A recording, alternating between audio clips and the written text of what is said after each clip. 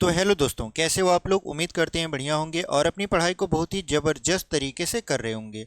तो आज हम लोग एक नया चैप्टर स्टार्ट करने वाले हैं, जो कि है आपका सर्कल यानी वृत्त। वृत्त की हमारी ये पहली क्लास रहने वाली है।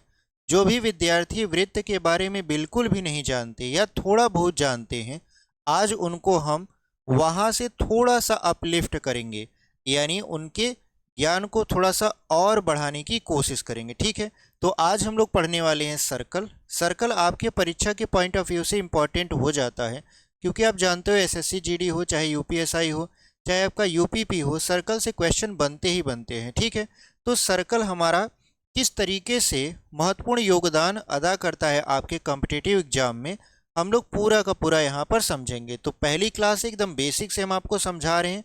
पूरी वीडियो में बने रहिएगा और ध्यान से समझिएगा कि सर्कल एक्चुअल में होता क्या है और सर्कल से रिलेटेड जो बेसिक क्वेश्चन है वो कैसे बनते हैं। ठीक है, तो चलिए बिना देरी के वीडियो को शुरू करते हैं। और अभी तक चैनल को आपने सब्सक्राइब नहीं किया है तो सब्सक्राइब कर लीजिए, क्योंकि हम आपको मैथ शुरू से पढ़ा रहे हैं एकदम बेसिक लेवल से। ठीक है, वो भी यूट्यूब पर एकदम फ्री ऑफ कॉस्ट। आप प्लेलिस्ट में चले जाइए, वहाँ पर प्लेलिस्ट बना हुआ है पूरा का पूरा, नंबर सिस्टम से लेकर अभी जितना भी हम वीडियो बनाए हैं आपका पूरा का पूरा एक ही जगह पर आपको मिल जाएगा। ठीक है, और आप अपनी तैयारी एकदम बेसिक लेवल से एडवांस लेवल तक कर सकते हो। ठीक है, तो चलिए यहाँ पर हम लोग बात कर लेते हैं वृत्त के बारे में।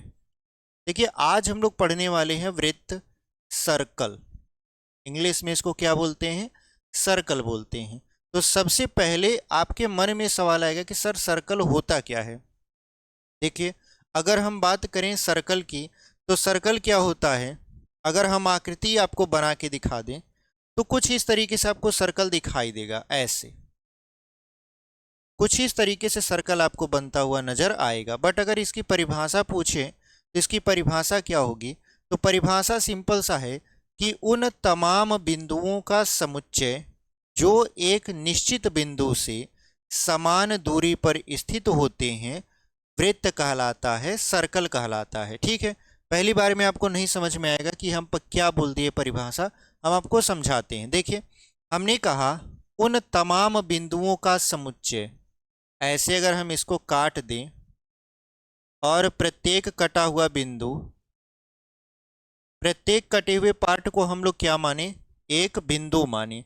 तो उन तमाम बिंदुओं का समुच्चय, समुच्चय का मतलब होता है एक ऐसा ग्रुप जिसकी परिभाषा आप आसानी से दे सकते हो। ठीक है, तो उन तमाम बिंदुओं का समुच्चय जो एक निश्चित बिंदु से समान दूरी पर स्थित होते हैं वृत्त कहलाता है। ठीक है, और ये जो निश्चित बिंदु है ये वृत्त का केंद्र कहलाता है। तो उम्मीद करते हैं अब आपको परिभाषा समझ में आ चुकी होगी। तो वृत्त क्या होता है हमने परिभाषा आपको समझा दिया। ठीक है, अब बात कर लेते हैं वृत्त के जो अदर पार्ट आपके आएंगे, यानी ऐसे चीजें जिन्हें वृत्त में आपको जानना बहुत जरूरी हो जाता है। कौन कौन सी ऐसी चीजें हैं?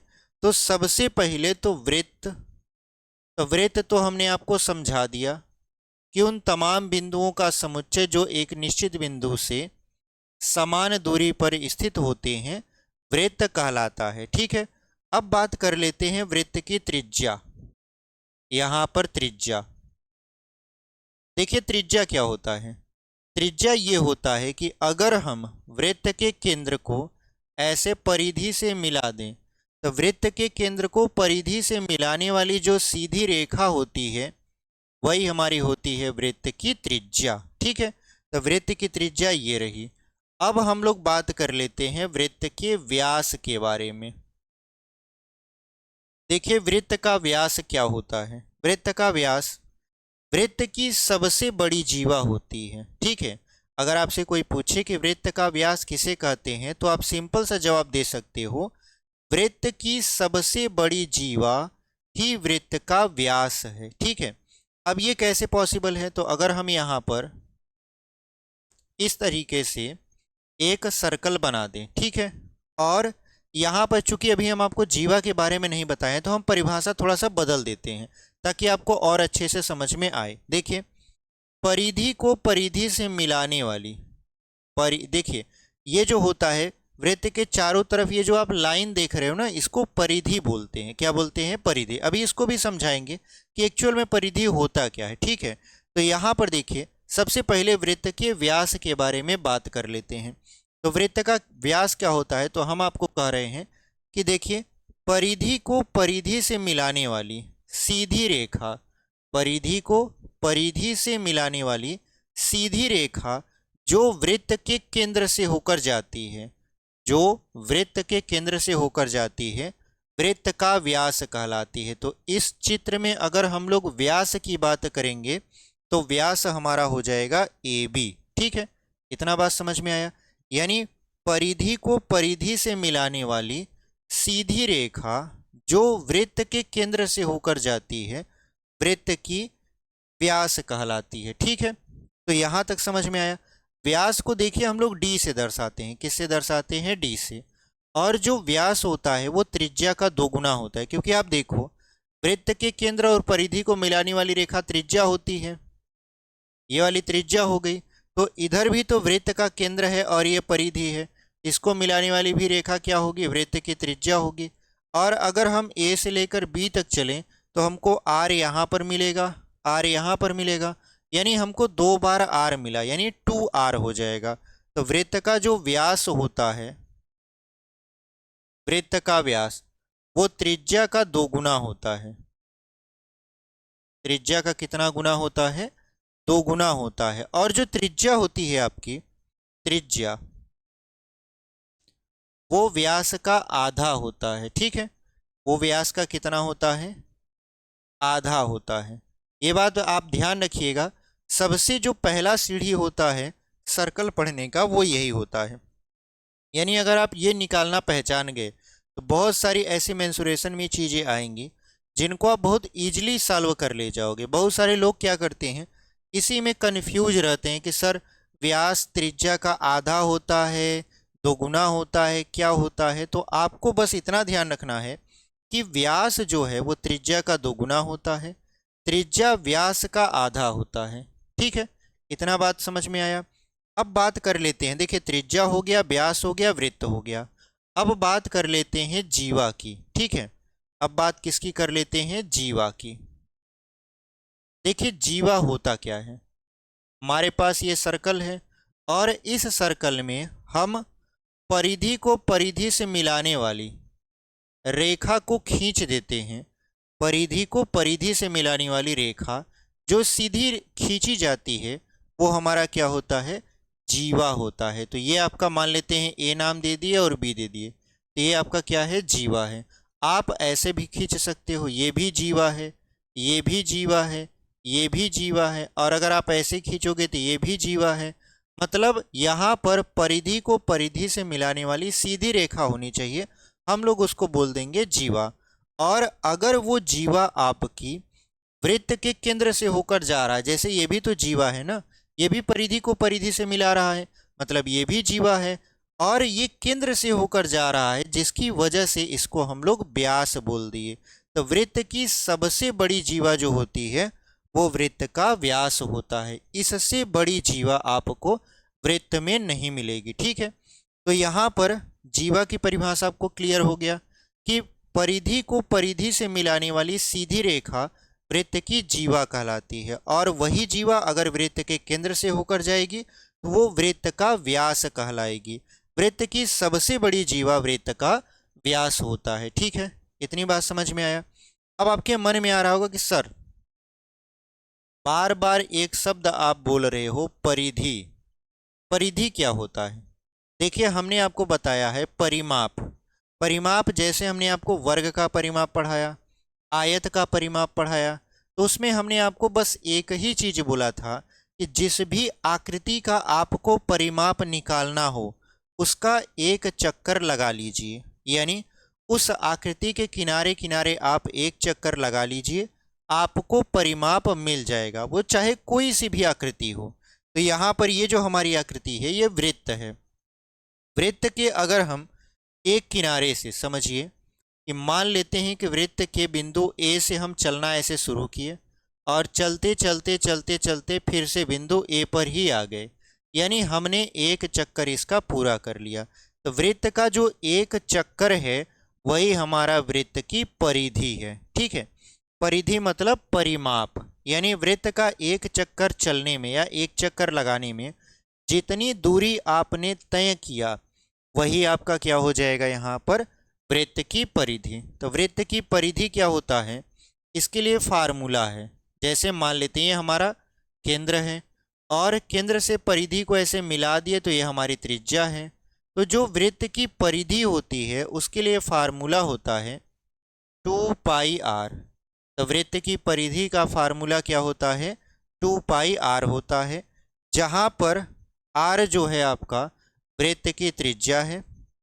पाई का मान आप 22/7 या 3.14 अपने हिसाब से रखोगे जो आपका सवाल कहेगा। ठीक है, और यहाँ पर 2πr इसका फार्मूला हो गया। अब बात कर लेते हैं वृत्त के क्षेत्रफल के बारे में। ठीक है, वृत्त का क्षेत्रफल, तो यहाँ पे लिख देंगे वृत्त का क्षेत्रफल। देखिए जो वृत्त का क्षेत्रफल होता है वो होता है πr²। क्या होता है आपका, πr², जहाँ पाई का मान 22/7 या 3.14 होता है।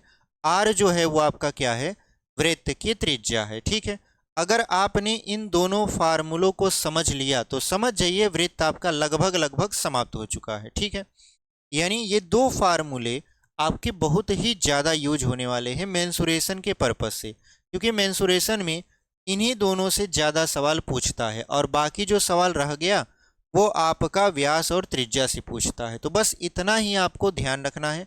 लगभग लगभग मान लेते हैं अगर 80% आपका सवाल देखें तो इन्हीं दोनों फार्मूलों पर सॉल्व हो जाएगा। ठीक है, तो उम्मीद करते हैं आपको त्रिज्या, वृत्त, व्यास, परिधि, जीवा और इनका क्षेत्रफल ये सारी चीज़ें समझ में आई होंगी। तो चलिए अब हम लोग सवालों के माध्यम से समझते हैं। ये बेसिक जानकारी थी क्योंकि चैप्टर की शुरुआत वीडियो है, तो इस वजह से हम लोग यहाँ पर आपको समझाते हुए चल रहे हैं। ठीक है, ताकि एक भी टॉपिक आपका छूटे न, केवल सवाल लगवा देना ही आपका यहाँ पर थोड़ा सा मतलब एक तरीके से पढ़ाई नहीं है हमारे हिसाब से। हमारे हिसाब से ये है कि थोड़ा सा जब आप शुरू से पढ़ रहे हो तो थोड़ा बेसिक भी नॉलेज अपना रखिए, क्योंकि बहुत सारा क्वेश्चन बेसिक से पूछ लेता है। हम पूरा का पूरा बहुत ज़्यादा तेज बन गए, बहुत सारे सवाल को लगा डाले और कोई आया और पूछ लिया कि बताओ 19 का पहाड़ा क्या होता है, हमको पता ही नहीं है। ठीक है, या पूछ लिया 18 का पहाड़ा क्या होता है, हम भागु जोग लगा लिए, हम स्थानीय मान, विस्तारित रूप, हम मतलब बहुत सारी ऐसी चीज़ें सीख लिए। एक एग्जाम्पल दे रहे हैं आपको। लेकिन अगर कोई आया बताया कहा बच्चा बताओ 19 का पहाड़ा क्या होता है, अब सुना ही नहीं पाया बच्चा। अब जब सुना नहीं पाया तो क्लास में उसकी बेइज्जती हो गई, जबकि वो क्लास का सबसे तेज लड़का था। ठीक है, तो ऐसे हमारा कॉम्पिटिटिव एग्जाम्स में भी होता है। हम लोग क्या करते हैं, बहुत कठिन कठिन सवालों को बहुत खतरनाक तरीके से सॉल्व करते हैं और पेपर में बेसिक लेवल से पूछ के हमारा कमर तोड़ देता है। ठीक है, तो इसका मतलब ये है कि हमको बेसिक भी एकदम तैयार करके चलना है, क्योंकि कॉम्पिटिटिव एग्जाम में कहाँ से क्वेश्चन पूछ देगा ये कोई नहीं बता सकता। ठीक है, बस ये बता सकते हैं कि हाँ इस चैप्टर से क्वेश्चन आ सकते हैं। कौन सा क्वेश्चन आएगा नहीं पता। अगर आप हमसे पूछोगे कि कौन सा क्वेश्चन पेपर में आ सकता है, हम भी नहीं बता सकते। हम ये बता सकते हैं कि हाँ देखो आपके सिलेबस में मेंसुरेशन है, तो मेंसुरेशन में ये चीज़ें होती हैं, आप हमसे ये चीज़ें पढ़ लीजिए और पढ़ने के बाद अपनी तैयारी को एकदम मजबूत करिए। अगर इस टाइप का क्वेश्चन आ गया तो आपको छोड़ना नहीं है। हम आपके लिए इतना कर सकते हैं, लेकिन ये कहें कि एक्चुअल में कौन कौन सा क्वेश्चन आएगा हम भी नहीं बता सकते, कोई भी नहीं बता सकता। ठीक है, तो चलिए यहाँ पर हमने वृत्त आपको समझा दिया, त्रिज्या समझा दिया, व्यास हो गया, उसके बाद परिधि हो गया, जीवा हो गया, क्षेत्रफल हो गया। अब हम लोग सवालों की तरफ बढ़ेंगे। ठीक है, चलिए इसको हम लोग करते हैं यहाँ पर इरेज, और आपका सवाल तो लगा हुआ है, इसको मिटा देते हैं, फिर यहाँ पर सवालों को लगाएंगे। चलिए यहाँ पर हम लोग क्या कर लेते हैं, आपका पहला क्वेश्चन लेते हैं। पहला क्वेश्चन क्या है, पहला क्वेश्चन है किसी वृत्त के व्यास को दोगुना किया गया, उसका क्षेत्रफल कितना बढ़ जाएगा। अब देखिए व्यास बोला है और क्षेत्रफल बोला है, तो चलिए इसको बहुत ही बेहतरीन तरीके से सॉल्व करते हैं। देखिए मान लेते हैं हमारे पास ये सर्कल है, इसका ये रेडियस है मतलब त्रिज्या है। ठीक है, तो इसका क्षेत्रफल क्या होगा, इसका क्षेत्रफल हो जाएगा πr²। इतना बात समझ में आया। इसका क्षेत्रफल कितना हो गया, पाई आर स्क्वायर। लेकिन अब कहानी में ट्विस्ट आ गया। ट्विस्ट क्या है कि वृत्त के व्यास को दोगुना किया जाता है। तो आप जानते हो व्यास, व्यास को देखिए डी से दर्शाया जाता है। डी बराबर होता है 2 गुणित त्रिज्या, यानी डी बराबर होता है 2r। अब व्यास पहले आपका 2r था, लेकिन अब व्यास दोगुना कर दिया गया, यानी अब जो व्यास है वो 2d कर दिया गया। व्यास को देखिए दोगुना कर दिया गया, तो d बराबर क्या हो गया आपका, दोगुना हो गया। तो यहाँ पर इसकी त्रिज्या कितनी हो जाएगी, तो त्रिज्या इसका कितना हो जाएगा, त्रिज्या भी आपका इसका दोगुना हो जाएगा। कैसे, यहाँ पर देखिए, यहाँ पर अगर हम व्यास की बात करें तो 2 गुणित डी, डी का मान कितना है 2r, तो यहाँ पर 2r कर देंगे, यानी 2 दूना कितना हो जाएगा, 4r हो जाएगा। किसके बराबर, तो यहाँ पर व्यास के दोगुने के बराबर। तो अगर हम लोग इसकी त्रिज्या निकालें, यानी ये देखिए व्यास है, ये पूरा क्या है, व्यास है। तो अगर हम इसकी त्रिज्या निकालें, मान लेते हैं हमने कैपिटल आर लिख दिया, तो व्यास बटा 2, तो व्यास कितना है, तो देखिए पहले व्यास था 2r, लेकिन ये दोगुना हो गया, तो 2 दूना कितना हो गया, 4r हो गया। तो अब इसकी त्रिज्या कितनी हो जाएगी, तो यहाँ पर 4r बटा 2, 2 दूना 4, तो r की वैल्यू कितना आ गया, 2r आ गया। अब इसका क्षेत्रफल क्या होगा, अब देखिए इसका क्षेत्रफल हो जाएगा पाई आर स्क्वायर, आर का मतलब 2r का स्क्वायर, यहाँ पर हो जाएगा पाई गुणित 2 दूना 4r स्क्वायर। तो 4 को अगर हम लोग पहले लिखें, ये हो जाएगा 4 पाई आर स्क्वायर। तो देखिए पहले जो क्षेत्रफल था, पहले वाला क्षेत्रफल, वो था आपका पाई आर स्क्वायर। अब जो क्षेत्रफल आया वो आया 4 पाई आर स्क्वायर। इसका मतलब ये कितना गुना हो गया, 4 गुना हो गया पहले वाले क्षेत्रफल के। ठीक है, तो यहाँ पर हमसे वही पूछ रहा था कि अगर हम लोग व्यास को दोगुना कर देते हैं तो क्षेत्रफल कितना बढ़ जाएगा, तो कितना बढ़ जाएगा, 4 गुना बढ़ जाएगा। यहाँ पर 4 गुना हमने आपको लगाकर बता दिया। एकदम बेहतरीन तरीके से समझाते हुए चल रहे हैं। आप अगर समझते हुए चलोगे तो आपको बहुत ही आनंद आएगा। ठीक है, यहाँ पर 4 पाई आर स्क्वायर आ गया। इसका मतलब ये है कि इसका जो क्षेत्रफल है पहले वाले से कितना गुना ज़्यादा हो गया, 4 गुना ज़्यादा हो गया। तो कौन सा विकल्प आपका सही हो जाएगा, ऑप्शन नंबर बी। देखिए ऑप्शन नंबर बी में आपका लिखा हुआ है 4 गुना, और यही आपका क्या हो जाएगा, सही उत्तर हो जाएगा। ठीक है, अगर आप केवल और केवल ये सारी चीज़ें ध्यान नहीं देना चाहते, तो बस थोड़े में हल करना चाहते हैं, तो आपको थोड़ा सा एक बात और बता दें हम कि अगर आपको इसको और कम समय में सॉल्व करना है तो आप इतना समझ लीजिए कि यहाँ पर जो आपका व्यास होता है, जो आपका व्यास होता है वो त्रिज्या के दोगुने के बराबर होता है। अब व्यास ही दोगुना हो गया, इसका मतलब ये है कि त्रिज्या कितनी हो जाएगी, यहाँ पर 4 गुनी हो जाएगी, है कि नहीं है। यहाँ पे देखिए व्यास अगर हम लोग दोगुना कर दें तो व्यास हमारा था यहाँ पर d, और d बराबर था 2r। अब इसको दोगुना कर दिए, तो दोगुना कर दिए, 2 दूना कितना हो गया, 4 हो गया। अब इसकी त्रिज्या निकालेंगे तो त्रिज्या r बराबर, कैपिटल R बराबर व्यास का आधा, तो 4r का आधा कितना हो जाएगा, 2r हो जाएगा। बस फार्मूला पर बैठाए और फार्मूला पर बैठाते हुए हमारा कितना आ गया, 4 गुना आ गया, और वही हमने क्या किया, आंसर बता दिया। तो उम्मीद करते हैं आपको बहुत ही बेहतरीन तरीके से ये क्वेश्चन समझ में आया होगा। व्यास से रिलेटेड क्वेश्चन था और क्षेत्रफल से हमने इसको बहुत ही ईजी वे में आपको समझा दिया कि कैसे आपको इसको सॉल्व करना है। तो ऑप्शन नंबर बी हमारा क्या हो गया, सही उत्तर हो गया। चलिए अगला क्वेश्चन देख लेते हैं। अगला हमारा प्रश्न क्या है यहाँ पर, चलिए दूसरा क्वेश्चन देख लेते हैं। दूसरा क्वेश्चन आपके स्क्रीन पर यहाँ पर लग चुका है। क्वेश्चन क्या कह रहा है, 2 वृत्ताकार मैदानों के क्षेत्रफलों का अनुपात क्रमशः 25:64 है।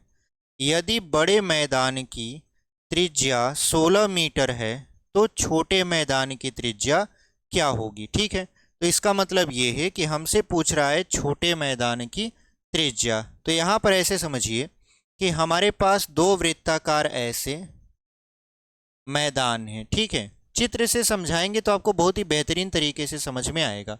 हालांकि आप पेपर में चित्र की तरफ अगर ज़रूरत पड़ेगा तब जाइएगा, नहीं ज़रूरत पड़ेगा तो ऐसे ही सॉल्व कर लीजिएगा।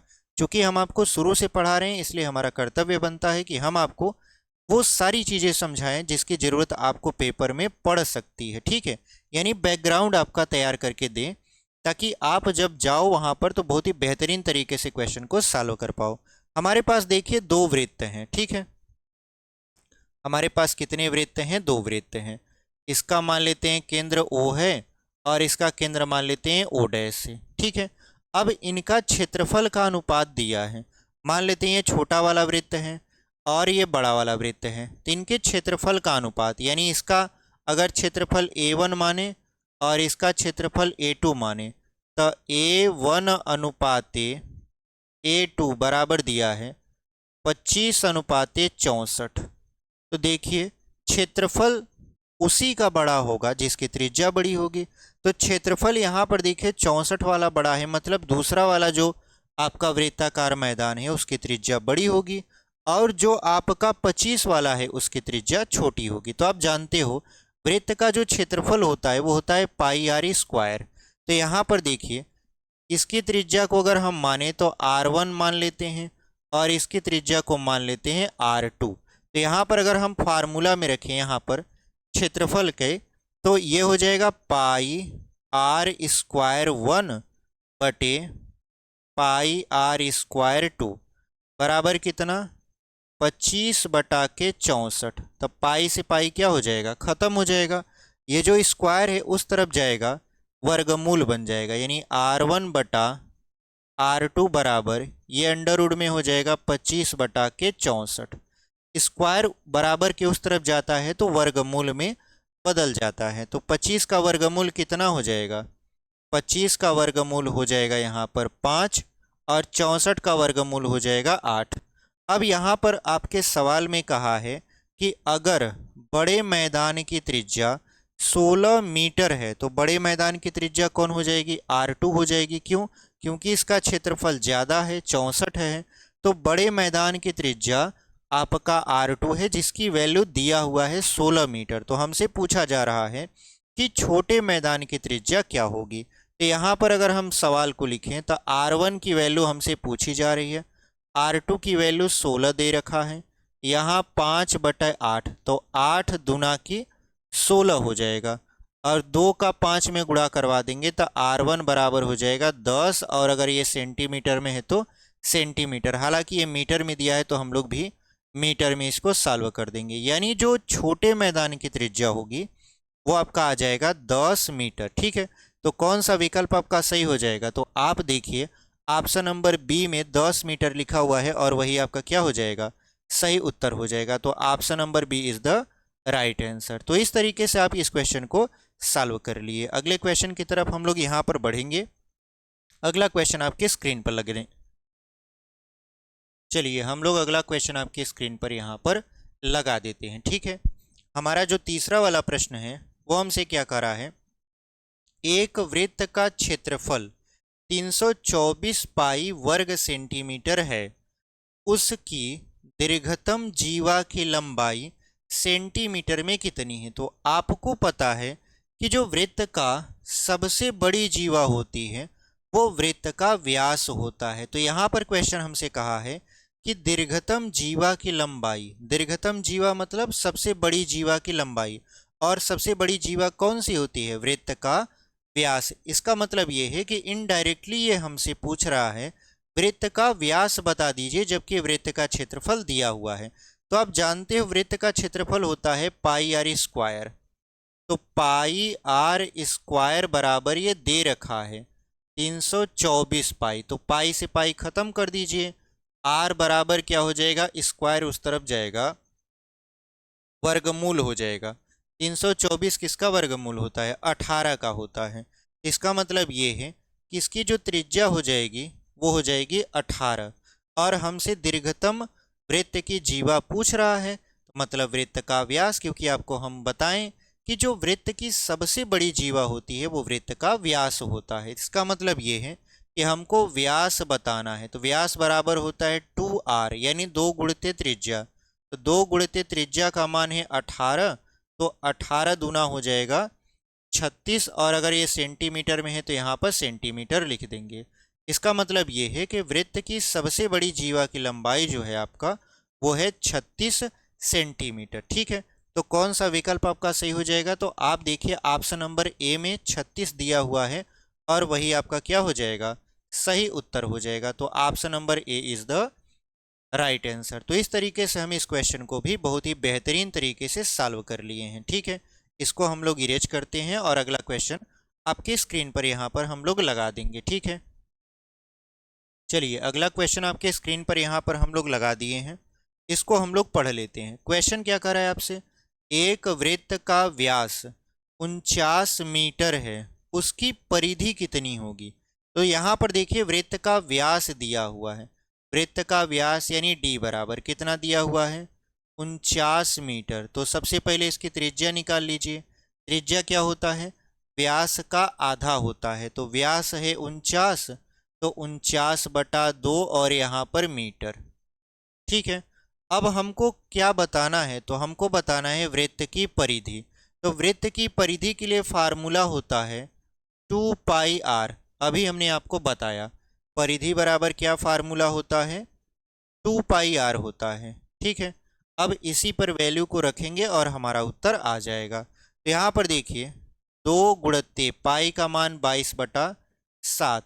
अक्सर पाई का मान 22/7 ही रखा जाता है अगर सवाल में जब तक पाई की वैल्यू न दी हो। जैसे अगर सवाल में कोष्टक में कभी कभी क्या होता है कि पाई की वैल्यू दिया रहता है 3.14, तब तो आपको रखना है वहाँ पर 3.14, नहीं तो लगभग लगभग हमेशा पाई का मान 22/7 ही रखा जाता है।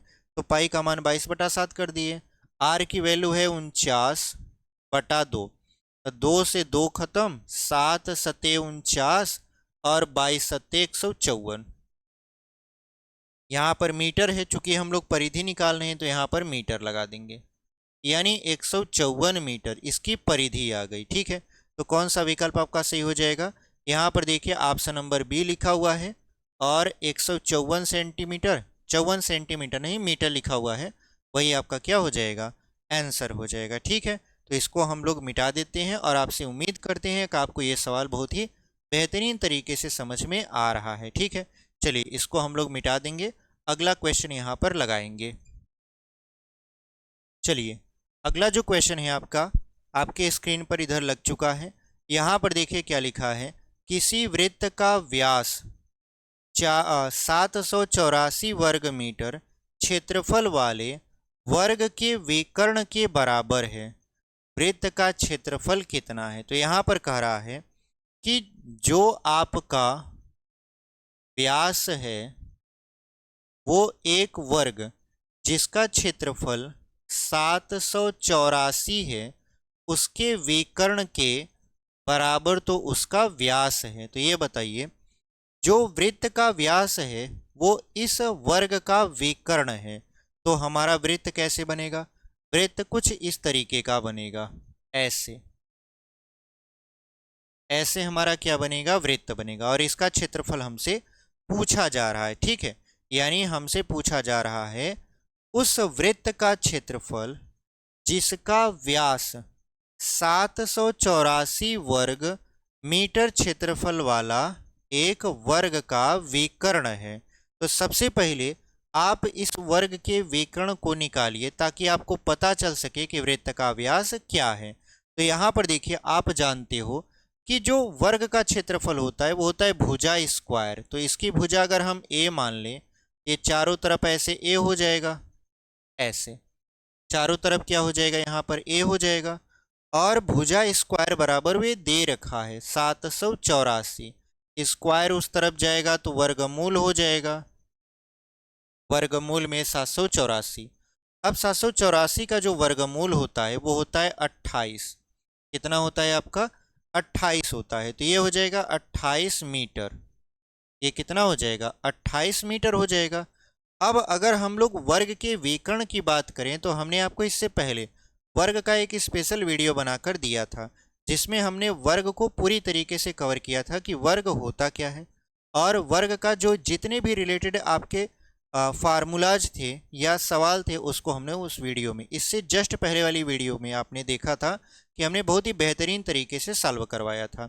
इसका मतलब ये है कि वर्ग का विकर्ण, अगर आप वो वीडियो नहीं देखे हो तो जाकर उसको देखो, बहुत ही बेहतरीन तरीके से आपको वर्ग के बारे में बताया गया है। वर्ग का विकर्ण जो होता है वो होता है भुजा अंडर रूट 2। क्या होता है? भुजा अंडर रूट 2। ये क्या है? आपका विकर्ण है। किसका विकर्ण है? वर्ग का। ठीक है, तो विकर्ण क्या हो गया? भुजा अंडर रूट 2। भुजा आपको पता है कितना? 28। तो यहाँ पे लिख दीजिए 28 अंडर रूट 2। ये क्या है आपका? ये विकर्ण है। अब कह रहा है कि ये जो विकर्ण है ये वृत्त का व्यास है। ठीक है, तो अगर ये वृत्त का व्यास विकर्ण है तो इसकी त्रिज्या क्या हो जाएगी? यानी व्यास जो है ये वर्ग का क्या है? विकर्ण है। यानी ये वाला जो है ये व्यास है इस वृत्त का। कितना? 28 अंडर रूट 2। तो इसकी त्रिज्या कितनी हो जाएगी? इसकी त्रिज्या हो जाएगी व्यास का आधा यानी d/2, यानी 28 अंडर रूट 2/2। 2 से काट देंगे 14 अंडर रूट 2 मीटर। तो इसकी त्रिज्या आएगी। इसकी त्रिज्या कितना आ गया? 14 अंडर रूट 2। अब अगर हम लोग इसका क्षेत्रफल निकालें तो आप जानते हो वृत्त का क्षेत्रफल होता है पाई आर स्क्वायर। तो पाई का मान 22/7, आर स्क्वायर यानी 14 अंडर रूट 2 जो कि वृत्त की त्रिज्या है, उसको 2 बार लिखना पड़ेगा। तो 14 अंडर रूट 2 गुणित 14 अंडर रूट 2। क्यों लिखना पड़ेगा 2 बार? क्योंकि स्क्वायर है। ठीक है, तो यहाँ पर देखिए 7 दूना 14 हो जाएगा। तो बचा हम लोगों के पास क्या? हम लोगों के पास बचा 22 दूना 44, यहाँ लिख देंगे 44 गुणते अंडर रूट 2 का अंडर रूट 2 में गुणा करेंगे तो 2 आ जाएगा, 2 लिख दीजिए। उसके बाद क्या बचा? 14 बचा, तो 14 लिख देते हैं। इतनी बात समझ में आई। अब इसका गुणा करवाते हैं। देखा 44 दूना कितना हो जाएगा? 88 और यहाँ पर 14। तो 14 अट्ठे 112 होता है। यहाँ पे लिख देंगे 14 अट्ठे 112 की 2 हाथ से लगाई 11, फिर 14 अट्ठे 112, 112 में 11 जोड़ेंगे तो क्या हो जाएगा? 132, क्योंकि 112 में 11 आप जोड़ोगे ये हो जाएगा 123। 132 नहीं 123। तो कुल मिला जुलाकर 1232 आपका यहाँ पर वर्ग मीटर इसका क्षेत्रफल आ गया। कितना आ गया? 1232 वर्ग मीटर। तो इस तरीके से हमने इस क्वेश्चन को बहुत ही बेहतरीन तरीके से समझा दिया आपको। ठीक है, एकदम बेसिक से हम समझाते हुए चल रहे हैं ताकि अगर आप बिगिनर हो तो आपको चीज़ें पहले समझ में आए। जैसे समझ में आएगी आप धीरे धीरे लगाने का प्रयास करोगे और लगाते लगाते प्रैक्टिस में जब चीज़ें आ जाएंगी तब हमको कोई भी शॉर्टकट बताने की ज़रूरत नहीं पड़ेगी। आप अपना शॉर्टकट खुद ही बना लोगे कि हमको ये सारा इतना सब कुछ नहीं करना है। बहुत सारे लोग कहते हैं सर इतने बड़े बड़े विस्तार से लगवा रहे हो, कॉम्पिटिटिव एग्जाम है वहाँ पर तो जितना कम समय में आप लगाओगे उतना ही ज़्यादा बेहतरीन रिजल्ट प्राप्त करोगे। तो ये जो है ये आपका हम बेसिक इसलिए समझाते हैं ताकि आप पहले एक बार सीख लो। जैसे सीख जाओगे फिर प्रैक्टिस करोगे तो चीज़ें अपने आप सॉर्ट आउट होती चली जाएंगी। यानी आप खुद से अपना फार्मूला बनाते चले जाओगे कि किस सवाल में हमको कितना लिखना है। बहुत सारी ऐसी चीज़ें हैं अगर आप इसको एग्जाम में लगाओगे तो आधा से ज़्यादा तो आप अपने दिमाग में ही सॉल्व कर ले जाओगे, बाकी बची हुई चीज़ों को इधर उधर लिखोगे और आंसर आपका आ जाएगा, टिक करके चले जाओगे। ठीक है, यहाँ पर उतना पेपर में नहीं लिखना होगा, ये केवल समझने के लिए है। ठीक है, आप अभी समझ लीजिए, उसके बाद अपने से प्रैक्टिस करिए। जब अपने से प्रैक्टिस करेंगे आप तब वहाँ पर चीज़ों को सॉर्ट आउट करेंगे, मतलब छोटा करेंगे। ठीक है, चलिए इसको हम लोग मिटा देते हैं। कौन सा विकल्प आपका सही हो गया? देखिए ऑप्शन नंबर बी, देखिए 1232 वर्ग मीटर दिया है और वही आपका क्या हो जाएगा? सही उत्तर हो जाएगा। तो option number B is the right answer. ठीक है, चलिए हम लोग इसको इरेज कर देते हैं और बढ़ जाते हैं अपने अगले वाले प्रश्न पर।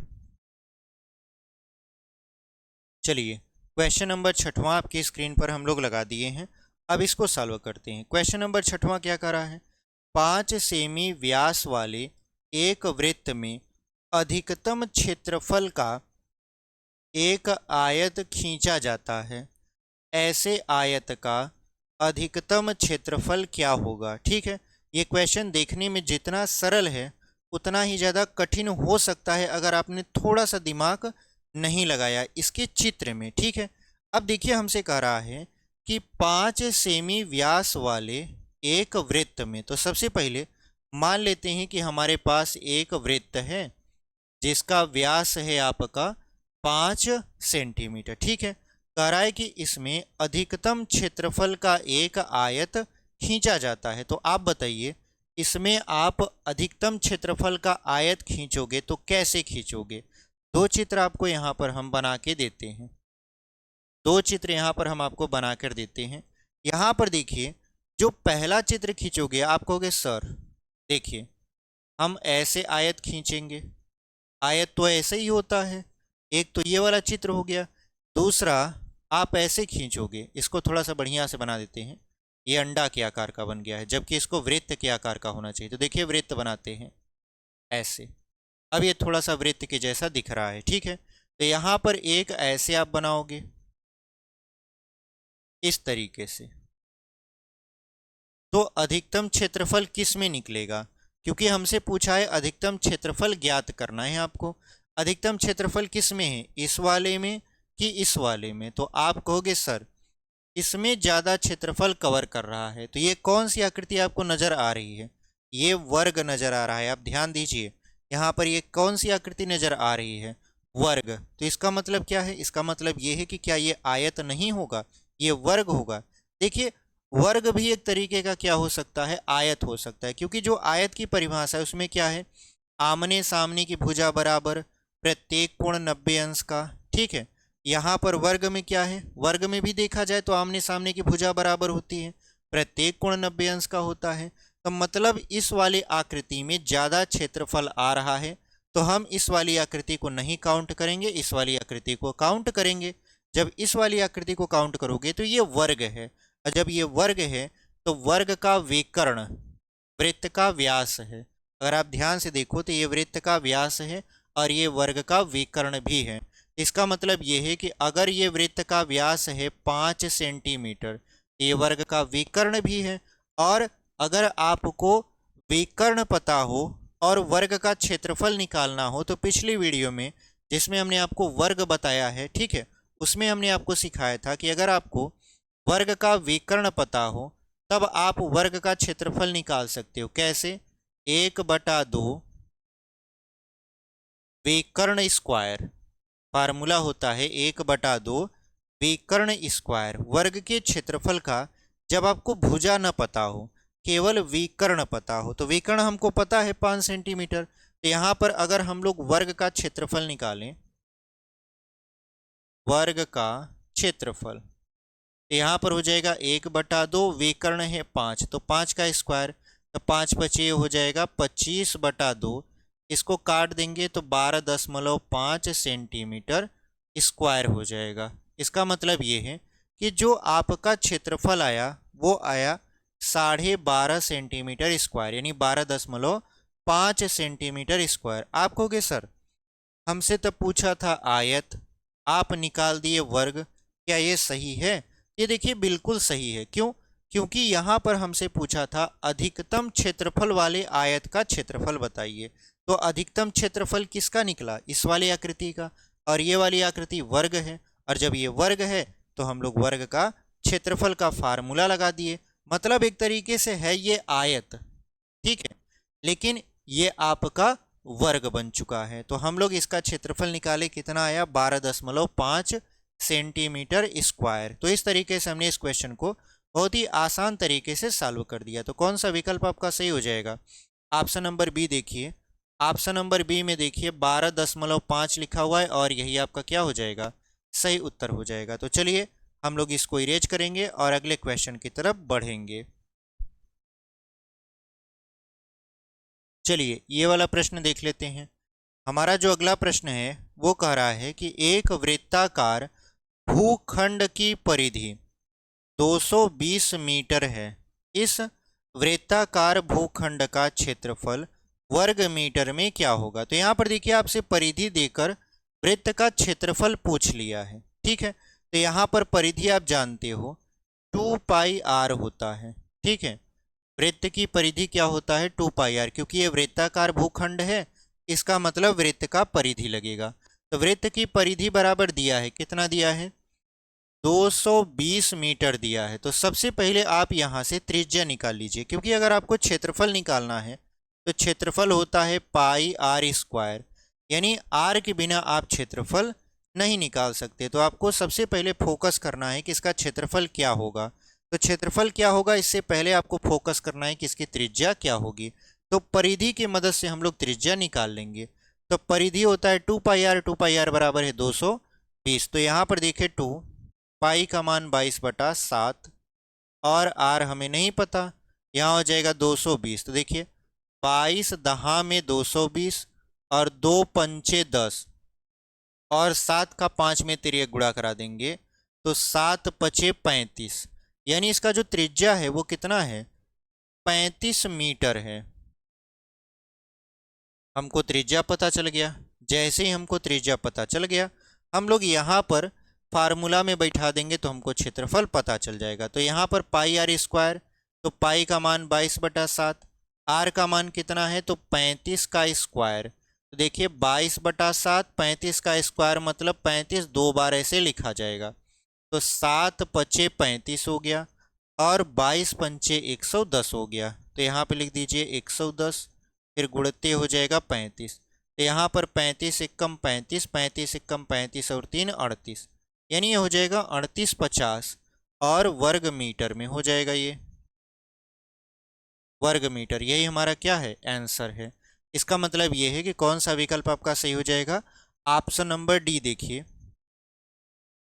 ऑप्शन नंबर डी 3850 दिया हुआ है और वही आपका क्या हो जाएगा, सही उत्तर हो जाएगा। तो इस तरीके से हमने इस क्वेश्चन को भी बहुत ही खूबसूरत तरीके से सॉल्व कर लिया है। तो ऑप्शन नंबर डी को हम लोग टिक करके अगले सवाल की तरफ बढ़ जाएंगे। ठीक है, चलिए अगला क्वेश्चन आपके स्क्रीन पर यहाँ पर लग चुका है। कह रहा है कि एक वृत्त की परिधि और व्यास का अनुपात 22:7 है।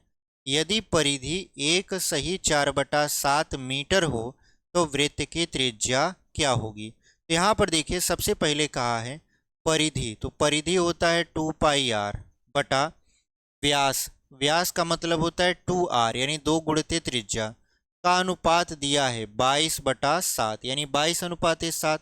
तो 22:7 मतलब 22/7। ठीक है, तो यहाँ पर देखिए 2r से यहाँ पर r और 2 खत्म हो गया, तब पाई बचा। पाई का मान कितना दिया है 22/7, यानी कहने का मतलब ये है कि पाई की वैल्यू 22/7 हम लोग यहाँ से प्राप्त कर लिए। हालांकि वैसे भी पाई का मान 22/7 ही होता है। यहाँ पर परिधि बटा व्यास का अनुपात 22/7 दिया था, तो परिधि की जगह 2 पाई आर और व्यास की जगह 2 गुणित त्रिज्या यानी 2r लिख दिए। तो r से r खत्म हो गया, 2 से 2 खत्म हो गया, बचा पाई, तो पाई बराबर 22/7 आ गया। अब हमसे कह रहा है यदि परिधि एक सही 4/7 मीटर है तो परिधि आप जानते हो 2 पाई आर होता है और 2 पाई आर की वैल्यू दे रखा है, कितना दे रखा है यहाँ पर, एक सही 4/7। तो यहाँ पर पाई का मान आप रख दीजिए 22/7 और यहाँ से आर की वैल्यू निकाल लीजिए। तो 2 गुणित पाई का मान है 22/7 गुणित आर, और अगर इसको हल करेंगे 7 एकम 7 और 4 11/7, 7 से 7 खत्म, 11 एकम 11, 11 दूना 22 और 2 दूना हो जाएगा ये 4r बराबर 1 के, क्योंकि इस तरफ पूरा का पूरा यहाँ पर कट गया तो क्या बचा, 1 बचा। तो अब हमको r की वैल्यू निकालनी है, तो r बराबर हो जाएगा 1/4 और यहाँ पर मीटर है तो मीटर में लिख देंगे, सेंटीमीटर है तो सेंटीमीटर में लिख देंगे। तो हमारा सवाल मीटर में था, इसका मतलब r की जो वैल्यू आई वो आ गया 1/4 मीटर। तो इस तरीके से हमने इस क्वेश्चन को भी सॉल्व कर लिया।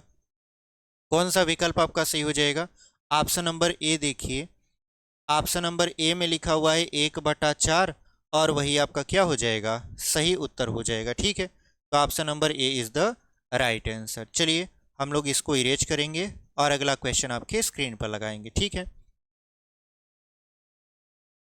अगला क्वेश्चन आपके स्क्रीन पर यहाँ पे लग चुका है। क्वेश्चन क्या कर रहा है हमसे, एक वृत्त की त्रिज्या में 1 सेंटीमीटर की वृद्धि करने पर इसके क्षेत्रफल में 22 वर्ग सेमी की वृद्धि हो जाती है, तब वृत्त की प्रारंभिक त्रिज्या कितनी है। मतलब हमें नहीं पता कि वृत्त की शुरुआत वाली त्रिज्या कितनी है। अगर उस त्रिज्या में जो कि शुरुआत वाली त्रिज्या है उसमें हम 1 सेंटीमीटर का वृद्धि कर देते हैं तो जो इसका क्षेत्रफल है वो 22 वर्ग सेंटीमीटर बढ़ जाएगा। ठीक है, तो हमको प्रारंभिक त्रिज्या पता करनी है। तो हम लोग सबसे पहले प्रारंभिक त्रिज्या को r मान लेते हैं। क्या मान लेंगे? r, यानी माना। हालांकि ये सब लिखना नहीं है, वहां पर जब आप एग्जाम देने जाओगे तो ये सारा चीज़ लिखना नहीं होता, बस समझाने के लिए आपको सारी चीज़ें यहाँ पर बताई जा रही हैं, ठीक है। तो यहाँ पर हमने इसकी त्रिज्या r मान लिया। अब जब त्रिज्या आपका r हो गया तो इसका क्या मतलब हुआ? इसका मतलब ये हुआ यहाँ पर कि इसकी प्रारंभिक क्षेत्रफल कितना रहा होगा। इसका जो प्रारंभिक क्षेत्रफल है उसको हम लोग मानेंगे पाई आर स्क्वायर, क्योंकि त्रिज्या r है तो प्रारंभिक क्षेत्रफल क्या हो जाएगा? पाई आर स्क्वायर। अब इस त्रिज्या में 1 सेंटीमीटर का वृद्धि किया जाता है, तो अब जो नई त्रिज्या है कैपिटल आर इसको मान लेते हैं, पुरानी त्रिज्या से 1 ज़्यादा है, तो अब इसका क्षेत्रफल कितना होगा? तब इसका क्षेत्रफल हो जाएगा पाई आर स्क्वायर। तो पाई आर की जगह पर क्या लिखेंगे? r+1 का स्क्वायर। तो ये आपका नया क्षेत्रफल आ गया। तो जो नया वाला क्षेत्रफल है वो पुराने वाले से 22 वर्ग सेंटीमीटर अधिक है, यानी नए वाले क्षेत्रफल में से पुराने वाले क्षेत्रफल को घटा दें तो जो अंतर आएगा वो 22 का आएगा, क्योंकि जो नया वाला है पुराने वाले से 22 अधिक है। तो इसको घटा दीजिए, तो यानी पाई यहाँ पर r+1 का square minus pi R square बराबर क्या हो जाएगा? 22 हो जाएगा।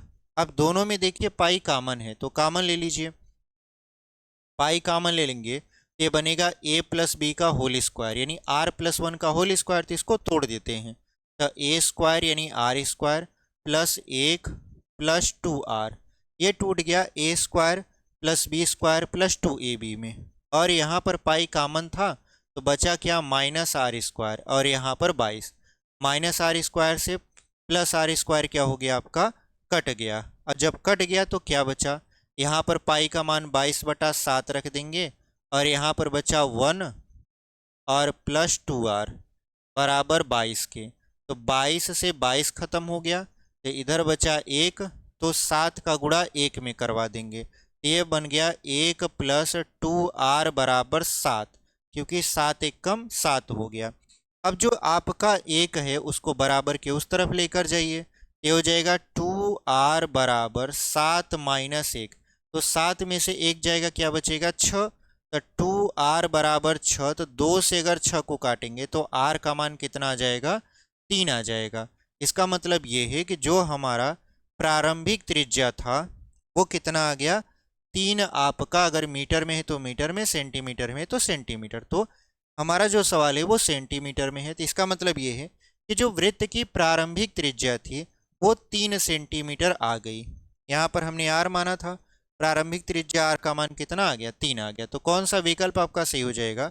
ऑप्शन नंबर सी देखिए, ऑप्शन नंबर सी यहाँ पे लिख भी देते हैं। ऑप्शन नंबर सी हमारा क्या हो जाएगा? सही उत्तर हो जाएगा, ठीक है। तो इस तरीके से हम इस क्वेश्चन को सॉल्व कर लिए। चलिए इसको इरेज करेंगे और अगला क्वेश्चन आपके स्क्रीन पर लगा देंगे। यहाँ पर अगला क्वेश्चन देख लीजिए। अगला प्रश्न देखिए, अगला प्रश्न हमसे क्या कह रहा है? अगर एक साइकिल का पहिया 1 किलोमीटर चलने में 500 चक्कर यानी 500 बार घूमता है, 500 चक्कर लगाएगा मतलब 500 बार घूमेगा, तो इसकी त्रिज्या क्या है? तो हमसे क्या पूछ रहा है? एक साइकिल का पहिया है जो 1 किलोमीटर अगर चलता है तो 500 बार घूमता है, तो बताइए इसकी त्रिज्या क्या है? देखिए जो चक्का होता है अगर वह ऐसे घूमेगा, ऐसे घूमेगा, तो ये क्या बन गया? ऐसे अगर घूमेगा इस तरीके से तो ये क्या बनेगा? एक तरीके से वृत्त बनेगा। और चक्का जब घूमता है तो वो कितनी दूरी चलेगा? जितना उसका वृत्त का परिधि रहेगा, यानी वो अपनी परिधि के बराबर क्या करेगा? दूरी को कवर करेगा। इसका मतलब ये है कि वो अगर 1 किलोमीटर चला है और 500 बार घूमा है तो उसकी परिधि जो होगा वो 1 किलोमीटर के बराबर हो जाएगा। तो पहिए की जो परिधि होती है वो होती है 2πr, 2πr बराबर 1 किलोमीटर, ठीक है। तो 1 यहाँ पर किलोमीटर। अब ये चक्का, ये देखिए 2πr 1 चक्कर का है, यानी एक बार जब घूमा तो कितना दूरी तय किया? 2πr। ऐसे ये 500 बार घूमेगा तब जाकर 1 किलोमीटर दूरी तय करेगा। इसका मतलब ये है कि इसमें हम लोग किसका गुणा करवा दें? 500 का। यानी एक चक्कर में 2 पाई आर, तो 500 चक्कर में क्या हो जाएगा, तो 500 गुणते 2 पाई आर बराबर कितना चला है, 1 किलोमीटर। अगर हम ऑप्शन में देखें तो जो हमारा त्रिज्या वाला ऑप्शन है वो सारा सेंटीमीटर में है, मतलब ये जो किलोमीटर है इसको हमको सेंटीमीटर में कन्वर्ट करना पड़ेगा। ये हो जाएगा 500 दूना 1000 पाई आर बराबर, ये देखिए 1 किलोमीटर बराबर होता है 1000 मीटर और 1 मीटर बराबर होता है 100 सेंटीमीटर। तो यहाँ पर हो गया 1000 गुणते 100, तो यहाँ पर हम लोग 500 दूना 1000 होना चाहिए यहाँ पर। तो 1000 से 1000 ऐसे ख़त्म कर दिए, तो बचा क्या, पाई का मान 22/7 रख दिए और गुणते आर बराबर 100 बचा। तो यहाँ पर देखिए 7 का गुणा 100 में कराएंगे तो आर बराबर ये हो जाएगा 700, और ये गुणा में है तो भाग में हो जाएगा 22। अगर आप इसका भाग कराओगे तो लगभग आपका आएगा कितना, 31.7 सेंटीमीटर। कितना आ जाएगा आपका, 31.7 ही, जिसे हम लोग लगभग लगभग 8 मान लेंगे। कितना मान लेंगे यहाँ पर, 8 मान लेंगे। तो कौन सा विकल्प आपका सही हो जाएगा, ऑप्शन नंबर बी देखिए यहाँ पर दिया हुआ है 31.8, और वही आपका क्या हो जाएगा, सही उत्तर हो जाएगा। तो इस तरीके से सर्कल की पहली क्लास में हमने आपको समझाया कि सर्कल क्या होता है, त्रिज्या क्या होता है, जीवा, परिधि, वृत्त का क्षेत्रफल, और उससे रिलेटेड 10 क्वेश्चन भी हमने इस वीडियो में आपको सॉल्व करके बता दिया है। ठीक है, तो मिलते हैं आपसे सर्कल के एक और अगले वीडियो में। तब तक के लिए धन्यवाद, और ऐसे ही हमारे साथ जुड़कर सीखते रहिए। चैनल पर नए हैं तो चैनल को सब्सक्राइब कर दीजिए, वीडियो पसंद आई है तो वीडियो को लाइक कर दीजिए, अपने दोस्तों तक भी इसे शेयर कर दीजिए। वीडियो को हम लोग यहीं पर समाप्त करते हैं। मिलते हैं आपसे अगले वीडियो में जहां पर हम लोग सर्कल का और सवाल सॉल्व कर रहे होंगे। ठीक है, चलिए ऐसे पढ़ाई करते रहिएगा और आगे बढ़ते रहिएगा।